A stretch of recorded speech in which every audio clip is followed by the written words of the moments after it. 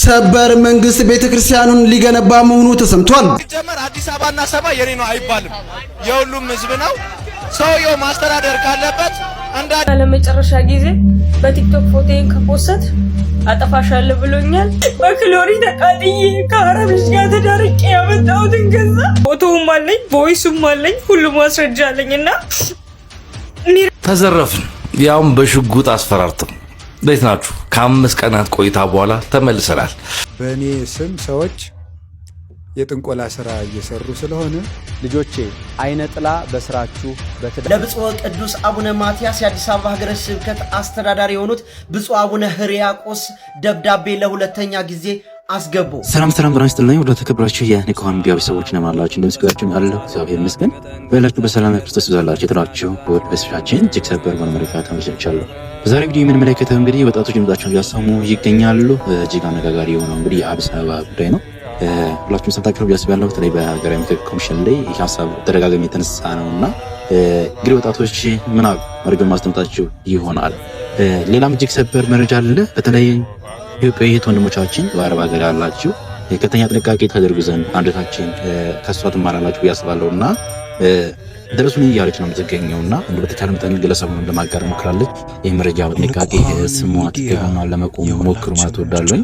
በጣም እጅግ የሚያሳዝን ነገር ነው። ቪዲዮውን ማሳያችሁ ይሆናል። ሌላኛው መረጃችን ርዕሰ ሊቃውንት አባ ገብረ ኪዳን ተጠንቀቁ ሲሉ ለመላው ኦርቶዶክሳውያን መልእክት አስተላልፈዋል። ሰሞኑን በስማቸው ማጭበርበር፣ የተለያዩ የማይሰሩትን ስራ አባ ገብረ ኪዳን ይሰራሉ እየተባለ እንግዲህ የዘመኑ ቴክኖሎጂ ምን ያክል ሰው ለማሳሳት ምን ያክል የነሱ ድምጽ መጠቀም ምን ያክል ገጽታቸውን እንኳን ብዙ ራሱ አይለያይምና እነዚህ ያለ መልኩ መጥተው ቲክቶክ አካውንት ክሬት አድርገው ርዕሰ ሊቃውንት አባ ገብረ ኪዳንን መነገጃ እያደረጓቸው ነው ያለውና ለመላ ኦርቶዶክሳውያን ማስጠንቀቂያ ጭምር ማብራሪያን ጭምር ቪዲዮ የነሱ እንደሆነ ፍጹም የተሳሳተ እንደሆነ ማብራሪያ ሰጥተዋል። ማስደምጣችሁ ይሆናል። ከዚህ ቪዲዮን ጀምር ከነሱ ቪዲዮን ጀምርና የዛሬ ሰፋ ያለ ቪዲዮ አለ። ሌሎችም መረጃዎች አሉ። ማስደምጣችሁ ይሆናል። ምን ተከታተሉኝ። ከርዕሰ ሊቃውንት አባ ገብረ ኪዳን ቪዲዮ እንጀምር። ኦርቶዶክሳውያን ብሪች ተዳለ መጠን እንደዚህ ያሉ ኤአይ ቴክኖሎጂ የሆኑ ቪዲዮዎችን ለይታችሁ ማወቅ አለባችሁ። ለማንኛውም ይሄን ቪዲዮ ላስደምጣችሁ ላይክ ያርጋችሁ ጀምሩ። በእኔ ስም ሰዎች የጥንቆላ ስራ እየሰሩ ስለሆነ ልጆቼ አይነ ጥላ በስራችሁ፣ በትዳራችሁ፣ በገንዘባችሁ፣ በንግግራችሁ ምዕመናን ግልጽ ማድረግ አለብኝ ብዬ አሰብኩ። መተት እንደተላከብን እንዴት እናውቃለን? መተት የተላከበት ሰው እያሉ እኔ ያላልኩትን ኤአይ የሚባል ቴክኖሎጂ አለ። ደግሞ እሱ ብቻ አይደለም። ልጆቼን ልመርቃችሁ እያስባሉ ልጆቼ ልመርቃችሁ እኔ ማንንም ልመርቃችሁ አላልኩም። በጣም የሚያስቅ ነገር ነው የሚያደርጉት። ደግሞ ጭራሽ ምን እያደረጉ ነው? የሆኑ ሰውዬ ከኔ ጎን አቁመው ከጎን የምታዩቸው አባት መርጌታ የባህል ሐኪም ናቸው። እጅግ በጣም የብዙ ሰዎች ችግር በባህላዊ ጥበብ እየፈወሱ እየሰሩ ናቸው። እንዲያው ከፈጣሪ በታች ፈውስን ይሰጧቸዋልና በማቀናበር ማለት ነውና በጣም ትጠቀሙበታላችሁ፣ እድላችሁን ያቀኑላችኋል እያሉ እኔን እያናገሩ ስውሯ ማርያም ሂዱ፣ ስውሯ ማርያም የተመኛችሁትን ሁሉ ታሳካላችሁ፣ መከራን ሐዘንን አታሳያችሁ። እኔ ስውሯ ማርያምን አላውቃትም። እንግዲህ ገዳም ከሆነች ሰው ይሂድ። እኔ ግን ስውሯ ማርያም ሂዱ ምናምን ሂዱ አላልኩ። አንዳንድ ጊዜ ያስለቅሱኛል እና በጣም የሚያስደንቀው ግን ምንድነው 2-3 ሰዎች ምዕመናን መርጌታን አገናኙኝ እያሉ መደወላቸው ነው። እንደው መርጌታን ብታገናኙን እድላችን እንዲቃና እንደው አባ መግለጫ ስለሰጡባቸው እኔን ጥሩ መርጌታ አዋቂውን እንደው ብታገናኙን እያሉ ጭራሽ በጉባኤ ቤቱ ስልክ እየተደወለ ነው ማለት ነው። አንዳንዱ መስተፋቅር አድርጉልኝ ላይ በግሌ ስሰደብ መልስ አልሰጥም። ግን የቤተ ክርስቲያን ትምህርቱ ነው ብዙዎችን እየጎዳ ስለሆነ በዚህ ጉዳይ ላይ መልስ መስጠት ተገቢ ነው። ምልክቷን ምናምን እየተጫናችሁ ምናምን እያስባሉ የመስቀል ምልክቷን እየነካችሁ አሜን ብላችሁ መስቀል ምልክቷን እየነካችሁ አሜን ብላችሁ ጻፉልኝ። በኑሯችሁ ፈተና የበዛባችሁ፣ በትዳራችሁ ሰላም የራቃችሁ ሱራ ማርያም ጎደሏችሁን ትሙ አሜን በሉ ሲባል እዙ እየተከተለ አሜን በኮሜንት ማለት ነው። አሜን እንደዚህ ዝም ብሎ አሜን እንደዚህ ተደርጎ በእግዚአብሔር ሕዝብ ላይ አይቀለድም። በጣም በጣም በጣም ነውር ነው። ሲጀመር እኔ እንዲህ ያለ ነገርም የምቃወመው ነገር ነው። የቤተ ክርስቲያን አስተምህሮም አይደለም በእውነት ማለት ነው። የኔኑ ካባ አድርጎ የኔኑን መስቀል አስይዞ አንዳንድ ደግሞ ያላስኩትን መስቀልም ያስዛሉ። ያለ መቁጠሪያም ሌላ መቁጠሪያ ያስዙኛል። እንደፈልጉ ያርጉት። ሁሉ ነገር እድል ነው። ማግኘት እድል ነው፣ ማጣትም እድል ነው። ለመሆኑ እድል የሚባል ትምህርት መጽሐፍ ቅዱሳዊ ነው ወይ ሲባል አይደለም። እድል የሚባል ትምህርት በቤተ ክርስቲያን የለም። 4 ነጥብ።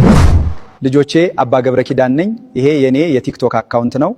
ፋሎ እያረጋችሁ ቤተሰብ ሁኑ። እኔ በግሌ አባ ገብረ ኪዳን የሚባል ዩቲዩብ የለኝም። አባ ገብረ ኪዳን የሚባል ቲክቶክ የለኝም። አባ ገብረ ኪዳን የሚባል ፌስቡክ የለኝም። አባ ገብረ ኪዳን የሚባል ምንም ሚዲያ የለኝም፣ የኔ አይደለም ማለት ነው። ስለዚህ የግሌ ሚዲያ እስከ ወደፊትም እስከመሞት አይኖረኝም። ይሄ ፈውስ መንፈሳዊ ሚዲያ የሚባለው የጉባኤ ቤቱ ነው። አሁን የኛ የጉባኤ ቤቱ ሚዲያ ፈውስ መንፈሳዊ ዘጣና ቂርቆስ 4ቱ ጉባኤ የሚለው ሚዲያ ብቻ ነው። እንግዲህ ርዕሰ ሊቃውንት አባታችን አባ ገብረ ኪዳን እንደዚህ ያለ መልእክት አስተላልፈዋል። በተቻለ መጠን ኦርቶዶክሳውያን ትኩረት ሰጥተን ነገሮችን እንደዚህ ደግሞ አንመራ። እኔ በጣም ያሳዘነኝ ነገር የደወሉም አሉ ሲባል ኦርቶዶክሳውያን በዚህ ልክ ከሆነ እምነታችን ገደል ገባ ማለት ነው። እንደዚህ በማይረባ ትርኪ ብርኪ የምናምን ከሆነ እንጃ እሱ እግዚአብሔር ይፈርድብናልና በተቻለ መጠን እንጠንቀቅ ማለት እወዳለሁ። ሰው ደግሞ ሁለተኛ ማገናዘብ አለብን። ቴክኖሎጂ ምን ያክል እንደረቀቀ ነው የሚያሳየን። የአባታችንን ፎቶ ገጽታውን እንደምታዩት አምጥቶታል ኤአይ እና ድምጻቸውንም ሙሉ በሙሉ ወስዷል። ድምጻቸውን እንኳን በምንም ልናውቀው አንችልም እና እዚህ ደረጃ ደርሷልና ትኩረት ሰጥታችሁ ለማየት ሞክሩ። ኦሪጂናል የሆነውና ያልሆነውን ለሚረዳ ሰው በደንብ አድርጎ ይለያ ኤአይ እንደሆነና ይህንን ቪዲዮ እየለቀቀ 100 ምናምን ሺህ ተከታይና በጣም ብዙ ላይክ ቫይራል የወጣው ቪዲዮ አለ በአባታችን የተሰሩና ምን ያክል ነው ኦርቶዶክስ እየተሸወርን ያለ ነው ብለን ቆም ብለን እንድናስብ ይገባል። አባታችን ለአንዴና ለመጨረሻ ጊዜ እንደዚህ ያለ ትርኪ ብርኪ ውስጥ እንደሌሉ እንዲሁም እንደሚቃወሙ ጭምር በይፋ መተው ተናግረዋል። ኦርቶዶክሳውያን ተጠንቀቁ ማለት እወዳለሁ። ሰላም የቲክቶክ ማህበረሰብ እንዴት ናችሁ? ሁላችሁንም ዛሬ ለአንድ ነገር ነበር የመጣሁት። የሁላችሁንም እርዳታ ፈልጌ ነበር እዚህ ጋር የመጣሁት እና እባካችሁ ሼር ኮምፕሊንክ በማድረግ ሁሉም ጋር እንዲደርስልኝ አድርጉ። በዱባይ ከተማ ውስጥ ነው እኔ የምሰራውና የዛሬ 1 ዓመት ይሆነዋል። ወንድሜን አመጣልሻለሁ ብሎኝ 400 ሺህ ብር አካውንት ውስጥ ካስገባው በኋላ ቪዛ አውጥቶለት እንደዚህ ሆነ እንደዛ ሆነ በማለት ወንድሜ እስካሁን ሳይመጣ ገንዘቤም ሳልሆን ገና እየዛተብኝ ይገኛል እና እፍቼ ከጉልበቴ ባለኩኝም ራሱን ለማጥፋት ከአንዴም 3 ሙከራ እያደረገ ነውና ነገ በእናንተም ላይ ደርሳል ይሄ ነገር። እህት ወንድሞቼ ፎቶውም አለኝ ቮይሱም አለኝ ሁሉም ማስረጃ አለኝ እና ሁሉም ነገር ፎቶውም ሁሉም ማስረጃ አለኝ። የላኩበት ሪሲት በኢትዮጵያን ያስገባሁትኝና ባካችሁን እነ ሀቢባ ጋም ለመግባት ሞክሬ ነበረ፣ ሊያዩኝ አልቻሉም። ሰው ሁሉም ከመብዛቱ የተነሳ እባካችሁ የእናንተ እርዳታ ከተጨመረበት ጉዳይ መፍትሄ ሊያገኝ ይችላልና ለወገን ደራሽ ወገን ነው። እባካችሁ እህት ወንድሞቼ ኤምባሲም ሄጄ ሞክሬያለሁ። በዋትስአፕ አውሪኝ ብለው ምንም አይነት ምላሽ አላገኘውም። በቅርቡ ነበረ ፎቶና አይዲሽ ላኪ ያሉኝ የሱ ፓስፖርቱም ስለሌለኝ እባካችሁ እናንተ ተባበሩ። እኛ ከተባበረን ማንም ሰው የሚጎዳ አይኖርምና እያየሁኝ ነው። ሁሉም ሰው መፍትሄ እያገኘ ነው በዚህ በማህበረሰብ። እባካችሁ ወንድሜም ወደዚህ እንዲመጣ እኔም ፍትህ እንዳገኝ ነገ እህት ወንድሞቼ በእንደዚህ አይነት ነገር እንዳይጠቁ እርስ በርስ እንተባበር። ፎቶውን ከታች አስቀምጫለሁ። ከአንዴና ለመጨረሻ ጊዜ በቲክቶክ ፎቶዬን ከፖስት አጠፋሻለሁ ብሎኛል። የኢትዮጵያ ሕዝብ ሀቄንና እውነቴን እንድታውቁልኝ ነው። ከጠፋሁም በሱ ምክንያት ነው። ካላገኛችሁኝ ቤተሰቦቼ እያጠፋኝ እሱ ነው። በገዛ ገንዘቤ ወይ ከጉልበት ያልንኩኝ እንደዚህ እየተዛተብኝ ይገኛል። ህግ ባለበት ሀገር የት ሄጄ እንደምጮህ አላውቅም። መፍትሄ ማግኘት አልቻልኩም። በቃ እሱ ሳያጠፋኝ እኔ በራሴ ሊወስናለሁ።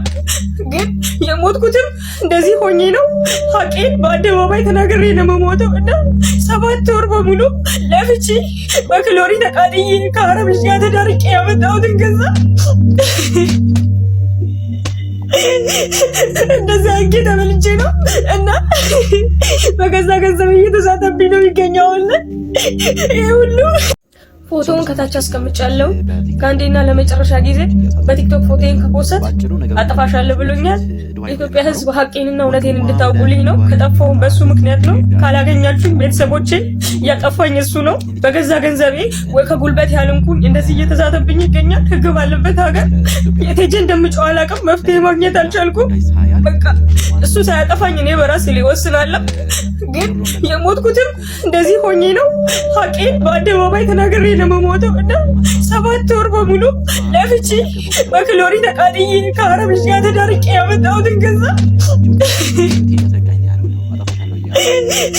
እንደዛ አጌ ተበልቼ ነው እና በገዛ ገንዘብ እየተሳተብኝ ነው ይገኛል። ይሄ ሁሉ ፎቶውን ከታች አስቀምጫለሁ። ከአንዴና ለመጨረሻ ጊዜ በቲክቶክ ፎቶዬን ከፖስት አጠፋሻለሁ ብሎኛል። የኢትዮጵያ ሕዝብ ሀቄንና እውነቴን እንድታውቁልኝ ነው። ከጠፋውን በሱ ምክንያት ነው። ሲጀመር አዲስ አበባና ሰማይ የኔ ነው አይባልም፣ የሁሉም ሕዝብ ነው። ሰውየው ማስተዳደር ካለበት እንደ አዲስ አበባ ሲጀመር አሁን የአዲስ አበባ ልጅ ምን አለው? ምንም ነገር የለውም። የአዲስ አበባ ልጅ እስቲ ምን አለው? ከስደት ውጪ ባህር ከመብላት ውጪ ምን አለው? እስቲ ለአዲስ አበባ ልጅ ማን ነው የሚያዝነው? በትላንትናው ዕለት በመዲናችን አዲስ አበባ ወጣቶቹ ጥያቄን ማንሳት ጀምረዋል። እንደሚታወቀው በሀገራችን የምክክር ኮሚሽን ላይ በጣም አከራካሪ ሆኖ የታየው የአዲስ አበባ ጉዳይ በአዲስ አበባ ወጣቶች ዝምታ ተሰብሮና ስለምንኖርባት ከተማ ይመለከተናል፣ ይገደናል ብለው አደባባይ ወጥተው ድምጻቸውን ማሰማት ጀምረዋል። ወጣቶቹም የአዲስ አበባ ልጅ ሰፈር እንጂ ብሔር የለውም፣ ለበርካታ ዓመታት አሁንን ጨምሮ ብዙዎች በነጻነት ልዩነትን እንኳን ቢኖር በፍቅር የሚኖሩባት ታላቅ መዲናችን ናት። ነገር ግን በውስጧ የሚኖሩ ወጣቶች አልተጠቀሙም። ገሚሱ ከቀያቸው ተፈናቅለው ዳር ዳር ላይ ሲጣሉ፣ ገሚሱ ለተሻለ ሕይወት እንዲሁም ኢኮኖሚውና ፖለቲካው አናታቸው ላይ ወጥቶ የሚወዷትን ከተማ ጥለው በባህር ተሰደዋል። ቆይ ማን ነው ለአዲስ አበባ ልጅ የሚያዝነው? የት ሄደንስ እንኖር? ሌላ ሀገር የለንም፣ ያለችን መዲሆኗ ናት። እሷንም በሴራ ፖለቲካ እያቦካችሁ ልታስጠሏት እየቆፈራችሁ ነው። በህግ አምላክ እንኖርበት ሲሉ ወሳኝ የተባለ መልእክትን በቁጭት አስደምጠዋል።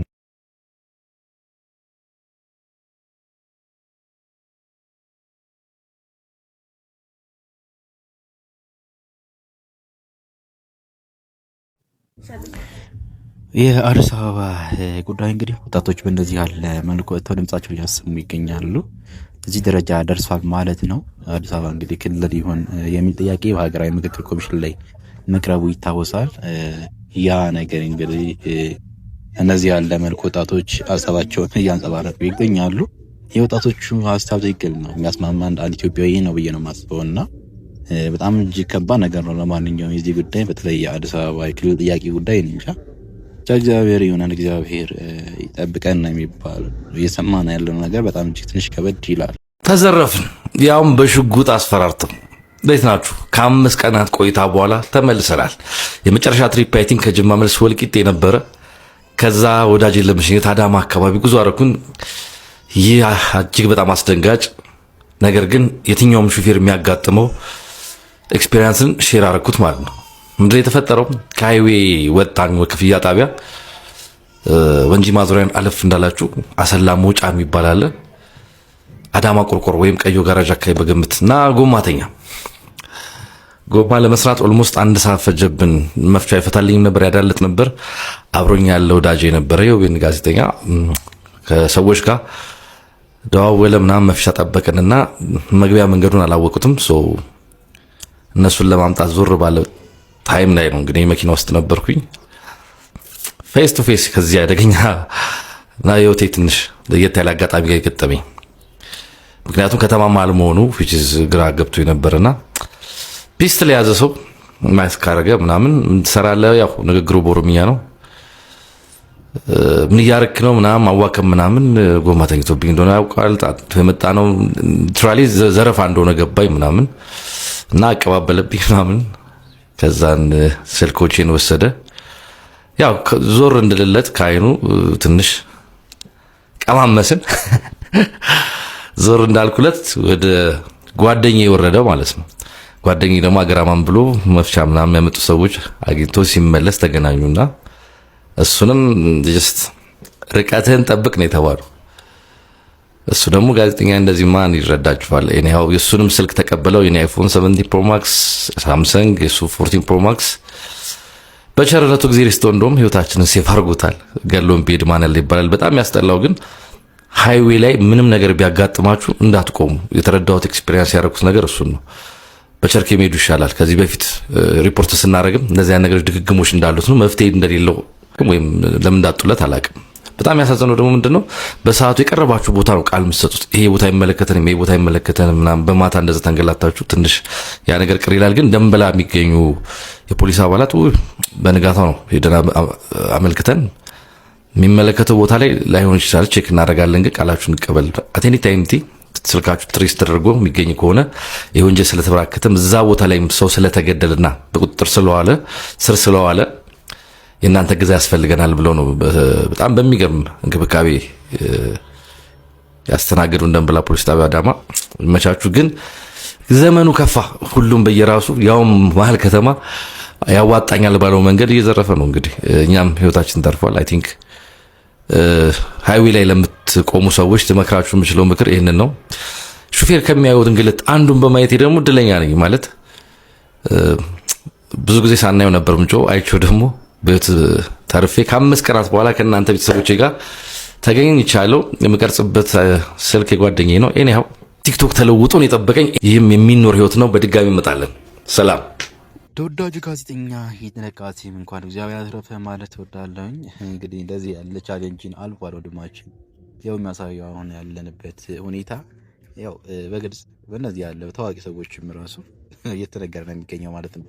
ይህን አስቂ ዜና አላስደምጣችሁ እስኪ። ሰበር መንግስት ቤተክርስቲያኑን ሊገነባ መሆኑ ተሰምቷል። ዛሬ ነሐሴ 1 2018 ዓመተ ምህረት በታጠቁ ኃይሎች ወድሞ የነበረውና ከ100 ዓመት ዕድሜ በላይ ያስቆጠረው የጠለታ ቅዱስ ገብርኤል ቤተክርስቲያን በመንግስት ሙሉ ወጪ ሊገነባ እንደሆነ ከአርሲ ሀገረ ስብከት በተጨማሪ የኢትዮጵያ ኦርቶዶክስ ተዋሕዶ ቤተክርስቲያን አስታውቋል። ለዚህም ይረዳ ዘንድ ለግንባታው የሚያስፈልገውን 1000 ቆርቆሮ ለአሰኮ ወረዳ ቤተ ክህነት የደረሰ ሲሆን ግንባታው በአጭር ጊዜ ውስጥ እንዲጠናቀቅ መመሪያ መሰጠቱን የአርሲ ሀገረ ስብከት አስታውቋል። በተጨማሪም በብፁዕ አቡነ ኤልያስ የአርሲ ጅጅጋ አህጉረ ስብከት ሊቀ ጳጳስ ከወረዳው እስከ ፌዴራል ሰላም ሚኒስትር ጉዳዩን በማስረዳት ግንባታው እንዲጀመር ከማስደረጋቸውም በላይ በሌሎች ወረዳዎች መሰል ችግሮች እንዳይከሰት እየተነጋገሩ እንደሆነ የአርሲ አህጉረ ስብከት አስታውቋል። ተጨማሪ መረጃዎችን የምናደርሳችሁና ፎሎ እያደረጋችሁ ይከታተሉም። እንዲች የቁም ነገር ቲክቶክ ላይ ደርሳችኋል ያላችሁት የልጅ ማኛ ገጽ ላይ ነው። እነሆ ከባድ ሚስጥር ላወጣ ነው። ይህንን ቪዲዮ ሪፖስት በማድረግ ጀምሩት። ጥንታዊ ኢትዮጵያውያን እናትና አባቶች ሊያስረክቡን የፈለጉት ኢትዮጵያ መንፈሳዊ ናት፣ ስጋዊ አይደለችም። ልድገመው። ጥንታዊ ኢትዮጵያውያን እናትና አባቶች ሊያስረክቡን የፈለጓት ኢትዮጵያ መንፈሳዊ ናት፣ ስጋዊ አይደለችም። አዎ ስጋችንን የምናመቻመችበት ሳይሆን ለቅዱስ መንፈስ የተገዛ ማንነት ያለበት ሀገር ነበር ሊያወርሱን የሞከሩት። ለዛ ነው ቅድስት ኢትዮጵያ ሲሉ የሰየሟት። የሰው ልጅ ሁሉን ሊያግበሰብስ፣ ሊያጋብስ፣ ሊያካብት እንደፈቀደው እንዲሆን ሳይሆን ሁሉን የፈጠረውን የአምላክን ባህሪ በተፈጥሮ ውስጥ በመረዳት ከነፋስ፣ ከፀሐይ፣ ከዝናብ፣ ከአየር፣ ከእጽዋት፣ ከእንስሳት፣ ከፍጥረታት ተመራምረውና አጥንተው በጠልፎ መጣል ላይ ሳይሆን በህብረት ላይ የተመሰረተ ስብዕናና ፍልስፍና ያላት ሀገር። ስለ የትኛዋ ኢትዮጵያን የምታወሪው እንደምትሉኝ እርግጠኛ ነኝ። ለእኛ ለከተሜዎች ለምንድን ነው ኢትዮጵያ ግራ የምታጋባን ነው? የወላጆቻችን ትርክትና እሴት ሌላ፣ ማንነት ሌላ፣ የተከበረ የተቀደሰ የተለካ የኛ የተማርነው ሌላ፣ ስለ ቁጠባ፣ ስለ ሀብት፣ ስለ ንግድ ሌላ፣ እየኖርን ያለነው መንገድ ሌላ፣ ዓለም እየኖረበት ያለበት መንገድ ደግሞ ሌላ። ነገር ግን ከዘመን አቆጣጠሯ እስከ ቋንቋ እስከ ፊደሏ እስከ ህይወት መርዋ ይህቺ የተቀደሰች ሀገር ቅድስት ሀገር ኢትዮጵያ ማነች? እስቲ ወደፊትና ወደኋላ። ይህንን ሚስጥር ማወጋችሁ በአንድ ታሪክ ላይ ተመስርቼ ነው። ይህቺ ከጎኔ የቆመችው ፕሮፌሰር ናት። ይህቺ ፕሮፌሰር አንድ ቃል እንትለኛለች። እኔ የኢትዮጵያ ኦርቶዶክስ ቤተክርስቲያንን አልወዳትም ማለችኝ። ቱ ቢ ኦነስት አይ ዱ ኖት ላይክ ኢትዮጵያ። ታዲያ በባንዲራዬ ቀለም የለየችኝ ፕሮፌሰር ለምን እንደጠላችኝ ልነግራችሁ ነው። አማኝ የበዛባት ሀገር ለማንም አትመችም ለአማኙ ካልሆነ በቀር። እንዴት? እውነተኛ አማኝ ከበዛ ሁለት አካላት አይጠቀሙም፣ መንግስትና ባለሀብት። እንዴት? ሃይማኖት ያለባት አላልኩም፣ የአማኞች ብዛት፣ እውነተኛ አማኞች ብዛት ያለባት ሀገር ኢኮኖሚውን አትጠቅምም። እንዴት እንበል? ኢትዮጵያን ኦርቶዶክስ ቤተክርስቲያን ምንድን ነው አስተምህሮቷ? ጾም፣ ጸሎት፣ ስግደት፣ በስርዓት መኖር፣ በልኬት። ይሄ ለማን አይመችም? ለኢኮኖሚው አይመችም። ምን ማለት ነው? ለምሳሌ ጾምን እንመልከት። የጠዋት ካፌ አገልግሎት በየ5 ሜትሩ የተቀመጠው የጀበና ቡና ካፌና ቁርስ ቤት ገቢ ይቀንሳል። በተዘዋዋሪ የግብር ገቢ ምን ያደርጋል? ይቀንሳል ማለት ነው። በቂ ጊዜ ካለው ሰው የራሱን ምን ያደርጋል? ምግብ ያበስላል፣ የራሱን ቅመም ይፈጫል፣ የራሱን ወተት ያፈላል፣ የራሱን ቡና ይቀቅላል። የታሸገ ቡና፣ ወተት፣ እንዶሚን ምናምን አይበላም። ስለዚህ ለማን አይመችም? በሰፊው በብዛት የሚያመርቱት የቡና አምራች እንበለው የእንዶሚን የሆነ ነገር የሚያመርቱት አካላት አይመችም። ሰው ራሱን በራሱ ከቻለ አይመችም። ሁለተኛ እውነተኛ አማኝ ከበዛ የምሽት ህይወትና መዝናኛ ሆቴል፣ አርብና እሮብ የጾም ወቅት የጾም ከ250 በላይ ያሉ የአጽዋማት ቀናት መጠጥ ፋብሪካው ገቢው ይቀንሳል። ማን አይመቸውም? አምራች ኃይል። ሆቴል ይዞ የሚዳራው ሰው መጠን ይቀንሳል። ለምን? የጋብቻ ቅድስና፣ ከዝሙት መቆጠብ፣ ከስካር መቀነስ፣ ዘፈን ኃጢአት ነው፣ ዳንኪራ፣ ጭፈራ፣ እነኚህ ሁሉ ሴተኛ ዳሪነት ይቀንሳል። ይሄ ማለት ኢንፎርማል ኢኮኖሚ ይጠፋል ማለት ነው። ይሄንን ማን አይመቸውም? ሁለት አካላት፣ መንግስትና አምራች ኃይላት። ሶስተኛ በሃይማኖታዊም ይሁን በባህላዊ ስርዓት ጠጅና ጠላ፣ ቦርዴና አረቄ ከቤት ውስጥ ከወጣ በጅምላ መጠጥ የሚያመርቱት አይመቻቸውም። ገበሬውን ራሱ አርሶ ራሱ ምግብ ችሎ ወይም ደግሞ የራሱን ልብስ ከጠለፈ፣ የራሱን ጫማ ከሰራ፣ የራሱን ከብት ካረደ፣ ከበላ፣ የራሱን መጠጥ ከጠጣ ገንዘቡን የገበሬውን ገንዘብ የህዝቡን ገንዘብ አትቀምሰውም።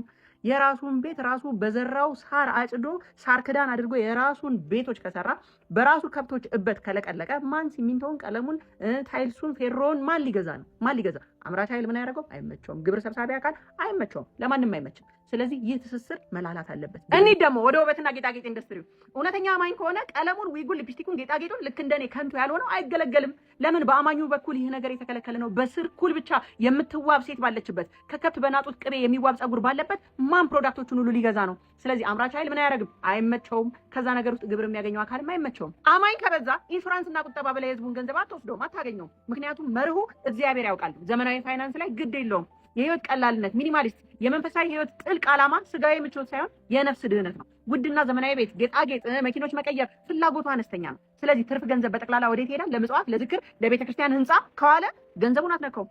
አማኝ በዝቶ አጽዋማት ከተከበረ ሰርጉ፣ ልደቱ፣ ድግሱ፣ ፎቶ፣ ቪዲዮ፣ ኬኩ፣ የማሽን ግብአቱ፣ ኢቬንት ኦርጋናይዘሩ ከዘይቱ ጀምሮ እስከ ዲኮሩ፣ እስከ ሙሽራው ሱፉ፣ እስከ ቀሚሱ ሁሉም ነገር ይቀዘቅዛል። ስለዚህ ለማን አይመችም? ለግብር ስብሰባና ለአምራች ኃይሉ አይመችም። ይሄን ብላና እናት ብላ ደግሞ ሃይማኖት ይከለክላል። ታዲያ ይሄ ለአምራች ኃይሉ ችግር ነው። አሳማውን፣ ፈረሱን፣ አህያውን፣ ጊንጡን፣ እባቡን አልበላም ይላል። ሃይማኖቱ ይከለክላል። ሸኮና ክፍት፣ ሸኮና ድፍን። ስለዚህ ይህ ለማን አይመችም? ለአምራች ኃይሉና ትርፍ ለማግኘት ግብር ለማግኘት ለሚፈልገው አካል አይመችም። እንቀጥል ደግሞ ለኪራይና ለንግድ የቤቱ ባለቤት አማኝ ከሆነ ለባር፣ ለቁማር ቤት፣ ለዝሙት አላከራይም ይላል። ይሄ በተዘዋዋሪ ማንን ይነካል? ኢኮኖሚውን። ደርሶ ደግሞ ሰንበት ሲመጣ ቤተክርስቲያኗ ምን ታስተምራለች? ናግባ፣ ከየት ከኪዳን ከቅዳሴ የታመመውን ጠይቅ፣ የወለደውን ጎብኝ። ታዲያ የተከፈተው ፓርክ፣ ፊልም ቤት፣ መጠጥ ቤት ማን ገንዘብ ሊያወጣበት ነው? አትመችም። ጨነቀኝ፣ ደከመኝ፣ ጊዜ ተረፈኝ፣ ምን ላድርግበት? ሂድ ወደ ገዳም፣ ሂድ ዘመድ ጠይቅበት፣ በአክፍሎት ወደ ክርስትና እናት፣ ወደ ክርስትና አባት፣ ገንዘብን ወደ ቤት፣ ወደ ቤተሰብ አውልበት። ነገር ግን አሁን ወዴት? ወደ ሪዞርት ሂዱ። አይመችማ። ወደ ሪዞርት፣ ወደ ገዳም የነበረው አይሆንማ። ገንዘብ ጥቅም የለውማ። አማኝ ከበዛ ለሙዚቃ አልበም፣ ለኮንሰርት፣ ለቲያትር ትኬት 24 ሰዓት ለካፒታሊዝም ፈረቃ አትመችም። ባህላዊ መንፈሳዊ ፈውስ ካላት የራሷ ካላት ጸሎት፣ ጸበል፣ ዘመናዊ ሕክምና ደንበኛ ያቀንሳል። የሞዴሊንግ ኢንዱስትሪ ፋሽን ይቀንሳል። የሽቶ ይቀንሳል። ባሪቲና በማጥንት የምትዋብ ሴት ካለች የኮስሞቲክስ የስኪን ኬር ምርት ካልተገዛ እንዴት አድርጎ ግብር ይሰበሰባል? የኦርቶዶክስ መመሪያ ሰርፍ ኮንትሮል ባለው መርካት ኮንቴንመንት። በቃ ይሄ አይመች። ጤፍ፣ ገብስ፣ ስንዴና በቆሎ ራሱ አምርቶ ራሱ በሙቀጫ በእጅ ከፈጨ፣ በርበሬ፣ ሽንኩርት፣ ነጭ ሽንኩርት፣ እርድ፣ አትክልት በቤቱ ከዘራ፣ አልፎም ደግሞ ወተትና አይብ፣ እርጎና እንቁላል፣ ከብትና ዶሮ ቅቤውን በቤቱ አርብቶ ካነጠረ፣ ጠላና ጠጅ፣ አረቄና ቦርዴ፣ አሬራ በራሱ ጌሾና ማር ከተጠቀመ፣ ጥጡን ፈትሎ በእንዝርቱ ሻማ ከሰራ፣ ነጠላ፣ ጋቢ፣ ቡልኮ ከሰራ፣ ቆዳ ልጦ አልጋ፣ ኮርቻ፣ ጫማ ካደረገው፣ ሸክላ አፈር ጠፍጥፎ ምጣድና ድስት፣ እንስራና ጋን ጉልቻ ከሰራ፣ አልጋ፣ ወንበር፣ ሞፈር፣ ቀንበር፣ ሰፌድ፣ መሶብ፣ ቅርጫት ከሰራ፣ የደቦ ወንፈል ባህል ይዞ የጋራ ቤት ከገነባ ከተረዳዳ፣ በባህል ሕክምና ስርና ቅጠል በጥሶ ከበሽታ ከዳነ፣ በመንፈሳዊ ጸበል አእምሮ ጤና ካገኘ፣ ከውጭ ኢኮኖሚ ነፃ የሆነ ማህበረሰብ ሊፈጠር ነው። እነሱ ያመረቱትን ሁሉ የመገብየት ግዴታ እንደሌለበት ማህበረሰቡ ሊሰማ ነው። ኮንሱመሪዝም የማይፈልገውን ነገር ሁሉ መግዛት እንዳለበት ማመኑን ሊያቆም ነው። አብዝቶ ማትረፍ የፈለገ አካል ይቺ ቅድስት ኦርቶዶክስ ቤተክርስቲያን እስካለች ማትረፍ አይችልም። ለዚህ ነው ያቺ ምሁር ፕሮፌሰር ይችን ቅድስት ኦርቶዶክስ ቤተክርስቲያን የጠላቻት። የዚህ ሁሉ ህብረት፣ የዚህ ሁሉ እውቀት፣ የዚህ ሁሉ ትውፊትና እሴት ማንነት ያለው ማህበረሰብ መገንባት ምንጭ በመሆኗ ምክንያት። እናማ ጥንታዊ ኢትዮጵያውያን ሊያወርሱ የሞከሩት ኢትዮጵያ መንፈሳዊ ናት። በህብረት፣ በጥምረት፣ በፍቅር፣ በመተሳሰብ ጠልፎ ጥሎ በማለፍ ሳይሆን አንድ ላይ በማደግ የደቦ ስራ ነበር፣ የደቦ ፍርድ ሳይሆን። እና ይህን ለማለት ፈልጌ ነው። አቤት እስካሁን ቁጭ ብላችኋል አላችሁ፣ ግን አላችሁ የእውነት